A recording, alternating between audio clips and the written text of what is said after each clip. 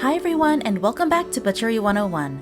I'm Christina Glenoga, and today I'm so excited to share with y'all the Caracol sheep breakdown we did at the Quillisasket Farm School Chefs of Color workshop.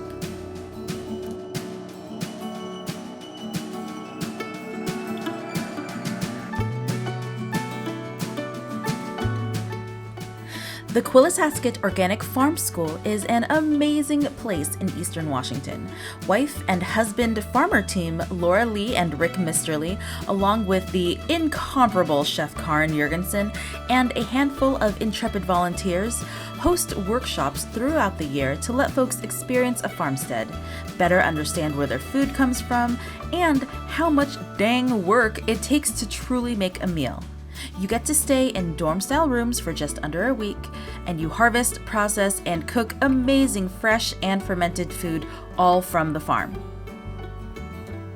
They have different types of workshops, some for home cooks, some just for bread baking, some for culinary professionals.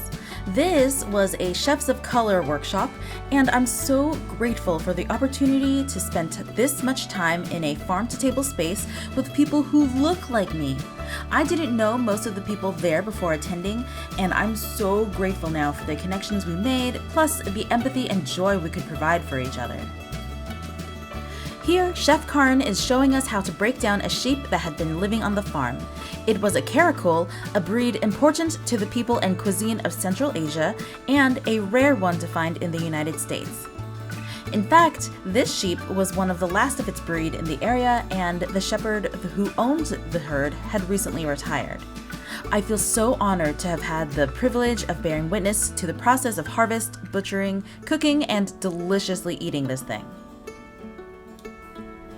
By the way, I'm also working on the sheep harvest video, and we'll be uploading that in the next few weeks as well. Make sure that you're subscribed and hit the notifications bell so you don't miss it.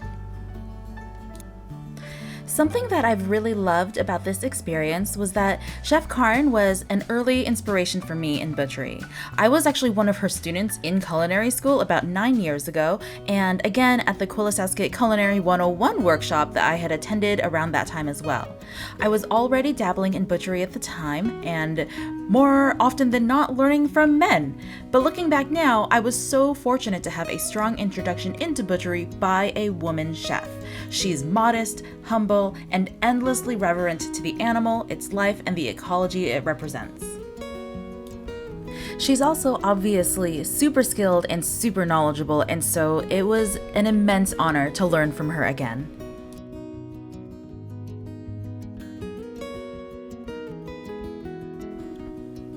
Between skilled cutting demos, she tells us the shapes of the bones, how to move your knife around them, and where to find on our own bodies the treasured loin muscle.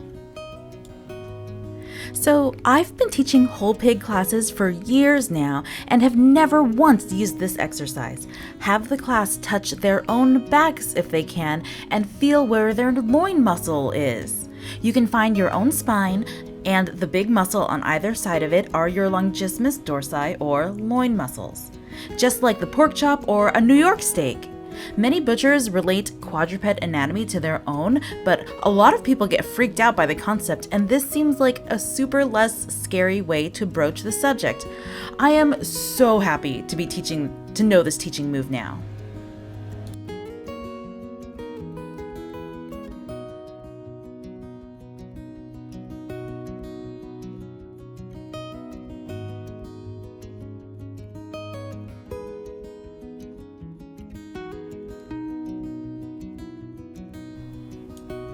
We discussed the difference in muscles, their functions during the life of the animal, and how that dictates the optimal cooking method for the most delicious eating experience.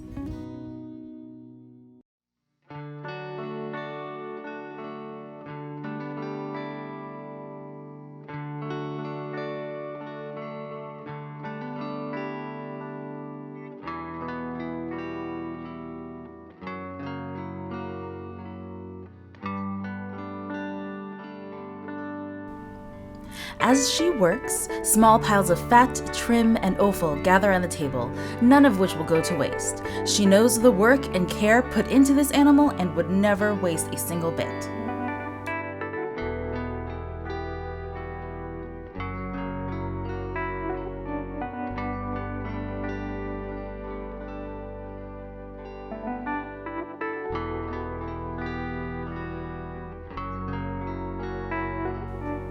Shout out to the one vegetarian member of our crew who witnessed the animal harvest and processing with an open mind and heart.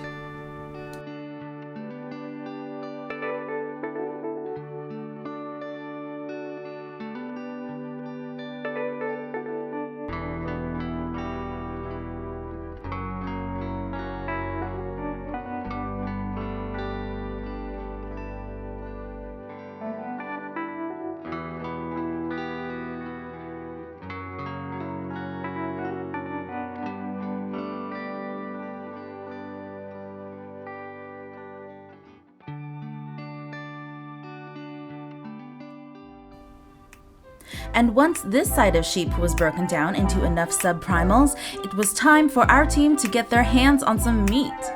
I can't speak for anybody else, but considering how excited some folks were to get their hands on the meat, I am so inspired and excited to keep highlighting meat experiences featuring women and POC.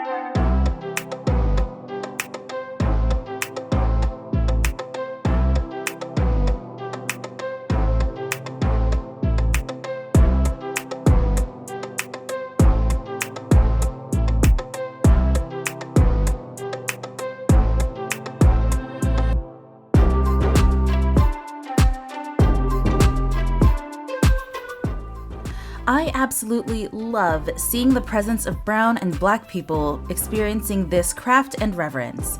Too often, the whole animal craft butchery world is occupied exclusively, defensively, by ego-driven cis-het white men. And although there are plenty of melanated workers in the meat industry, very few, if any, are held in high regard in the public eye or food media. Some of the best butchers I have ever known were people of color, but they work in the assembly line style meat processing plants that your local food blogger would never visit. I hope to challenge this trope with Butchery 101, and this amazing experience is just the start.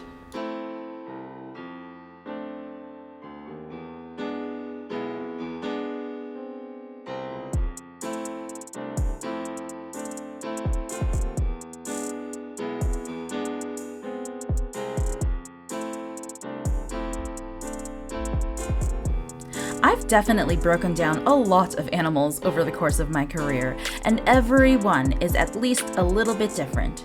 I would usually be alone or with the same group of coworkers day after day, week after week.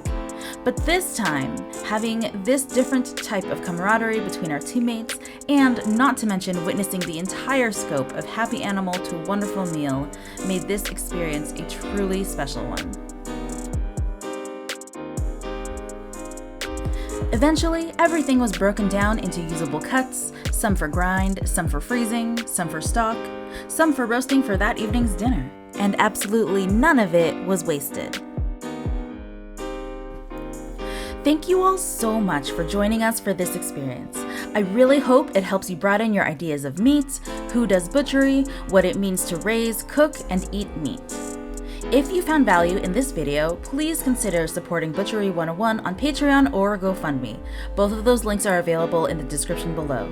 Y'all's contributions allow me to do the research to bring y'all relevant and accurate news and information about meat, and fund these excursions into the worlds of meat, food, and agriculture. Don't forget to subscribe to this channel and hit the notifications bell so you don't miss a video. Stay safe out there, y'all, and I'll see you soon for some more meaty goodness. Bye!